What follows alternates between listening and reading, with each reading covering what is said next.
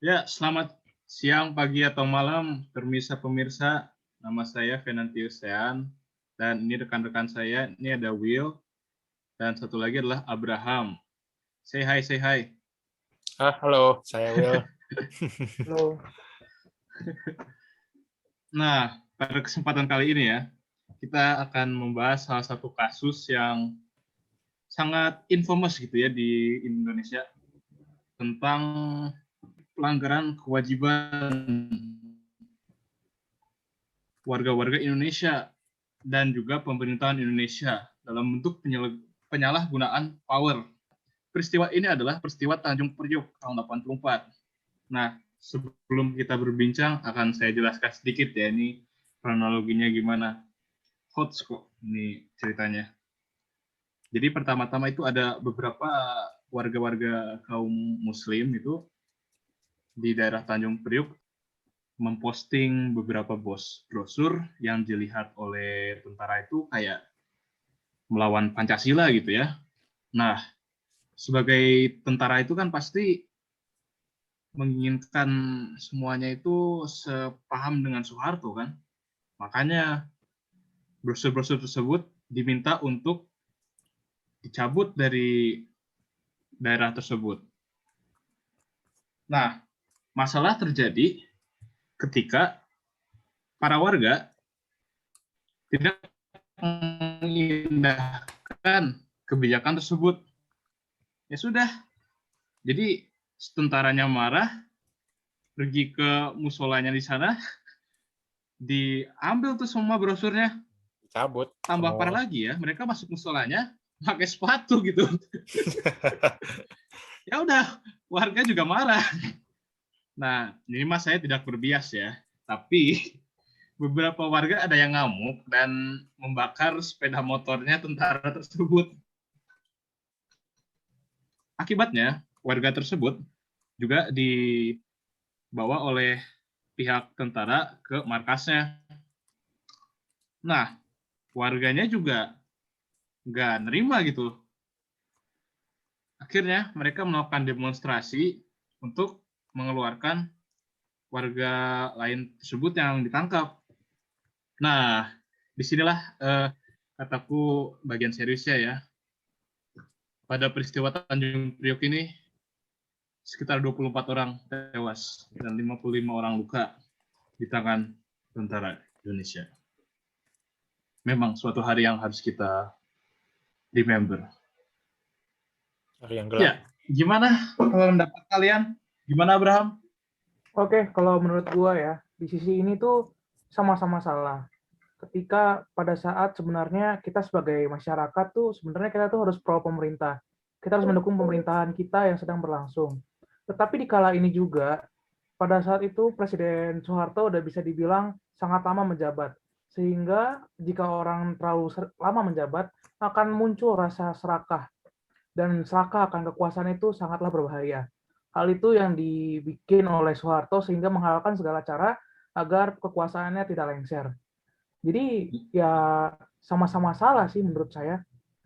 Yes ya, power harassment ya. Tapi Use of ya, power. emang sih kata gue mah si warganya ada salah juga ya, ngebakar. Kalau misalnya gue tiba-tiba ada warga-warga ngebakar Vespa gue, ya gue juga marah gitu ya. Iya, Tapi gue boleh ya gue pendapat nggak ya? bakal. Boleh pendapat nggak? Gimana? Sok Gue Will. boleh berpendapat? Boleh dong. Ya maksudnya kenapa jadi kayak lawless banget ya gitu, nggak ada aturannya gitu.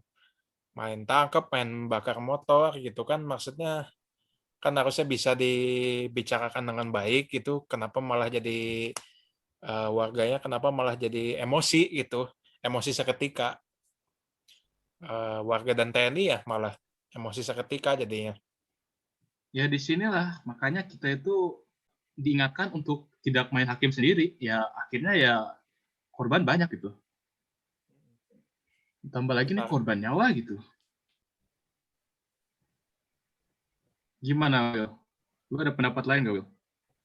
Ya maksudnya kan ya sama sih pendapatnya kan cuman gara-gara sebuah spanduk ya kesalahpahaman, terus dua anggota TNI yang masuk ke musola cuman tidak melepas sepatu, bisa jadi akibatnya bisa jadi fatal begini ya, kayak ya domino efek gitu Memang ya, sih. gara-gara satu Sebenarnya juga Berbeda kejadian ya. jadi ada kesalahan juga pada TNI-nya.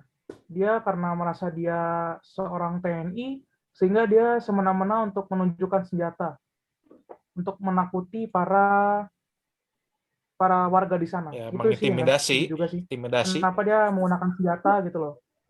Istilahnya dia menggunakan tingkat dia atau pangkat dia untuk show off lah depan warga. Sama Iya. halnya lah sama sekarang orang-orang kayak TNI pakai strobo gitu kan.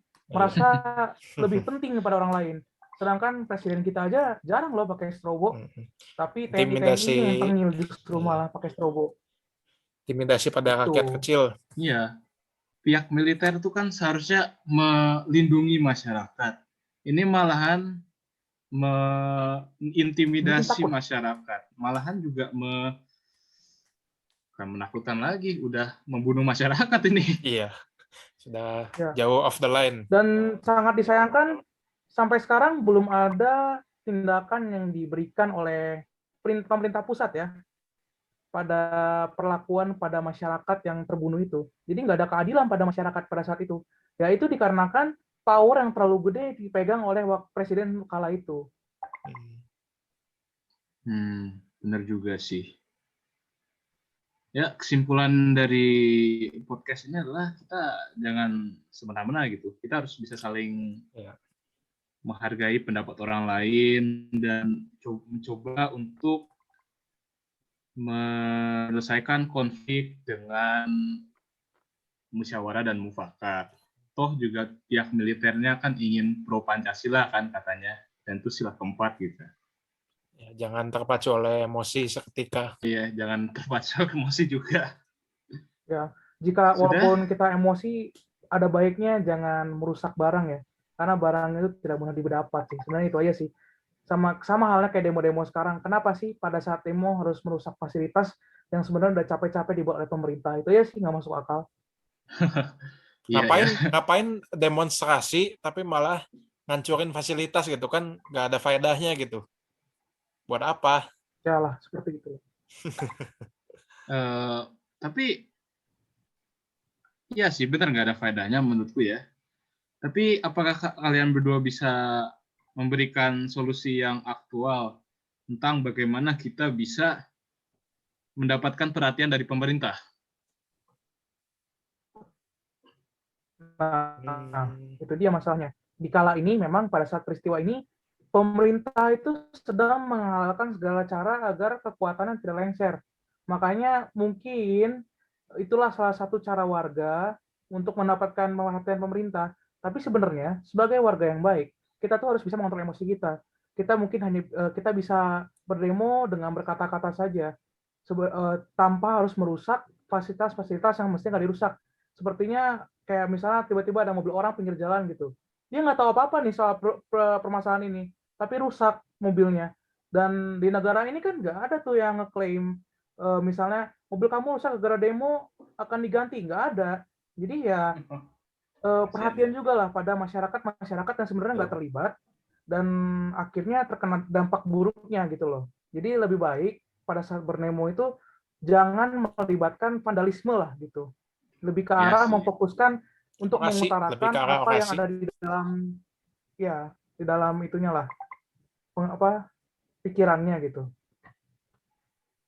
Jadi maksudnya mengacukan menyatakan pendapat tanpa harus merusak gitu sih intinya, menurut gue ya.